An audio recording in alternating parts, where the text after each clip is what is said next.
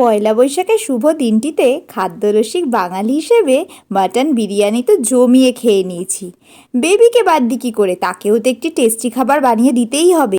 তাই বেবির জন্য এই সুন্দর রেসিপিটি আমি বানিয়ে দিলাম। বিট, গাজর, বিনস, রাঙা আলু, আলু সব কিছু প্রেসারে সিটি দিয়ে নিয়ে এই ফুড ম্যাশারটি দিয়ে ভালো করে ম্যাশ করে নিলাম।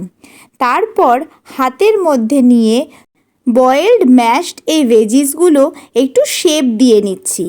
এইভাবে এই স্ন্যাক্স রেসিপিটি বানালে বাচ্চারা কিন্তু খুব ভালোভাবে খায়। আর এই রেসিপিটি যেরকম খেতে টেস্টি সেরকম কিন্তু হেলদিও, কারণ এতে প্রচুর ভেজিস রয়েছে। নর্মালি বাচ্চারা ভেজিটেবলস খেতে চায় না, বাট এইভাবে বানিয়ে দিলে বাচ্চারা কিন্তু একবারও না বলে না, খুব আনন্দ করে তারা এটি খেয়ে নেয়।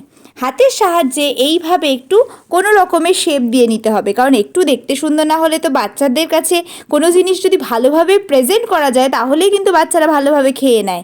তাই জন্য আমি একটু শেপ দেওয়ার চেষ্টা করছি। তো আমার যতটি ভেজিটেবলস ছিল সেটা দিয়ে আমার দুটো বড় আর একটা ছোট্ট এই কাটলেটটি হয়েছে। এটিকে আমি নিজে নাম দিয়েছি ভেজিটেবল কাটলেট। এরপরে একটা আলাদা বাটিতে করে 2 চামচ কর্নফ্লোর নিয়ে নিতে হবে। যেটুকু পরিমাণ ভেজিস রয়েছে তাতে আমার 2 চামচ কর্নফ্লোর নিলে মিশ্রণটি তৈরি হয়ে যাবে।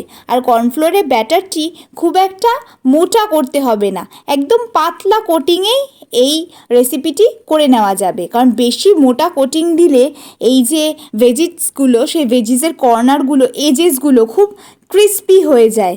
তো তার থেকে আমি খুব পাতলা করেই গুলি, তাতে করে কি হয়, ভেজিসগুলোকে আমি একটু ফ্রাই করে নিতে পারি আর সেগুলো হার্ডও হয় না, বাচ্চারা ইজিলি খেয়ে নিতে পারে, একদম নরম থাকে। এবার গ্যাসটি অন করে নিয়ে গ্যাসে একটি ননস্টিক ফ্রাইং প্যান বসিয়ে দিচ্ছি।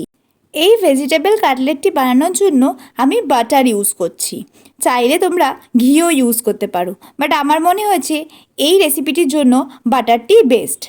তো কিছুটা পরিমাণ বাটার দিয়ে আমি প্যানটিকে গ্রিস করে নিলাম।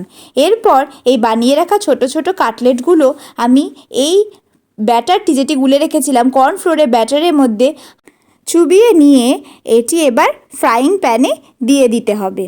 এইভাবে সাবধানে আস্তে করে এটি প্যানের উপর রেখে দিতে হবে, কারণ এগুলো যেহেতু শুধুমাত্র বয়েলড ভেজিস, এগুলো খুব সফট হয়, তাই খুবই হালকা হাতে করতে হবে।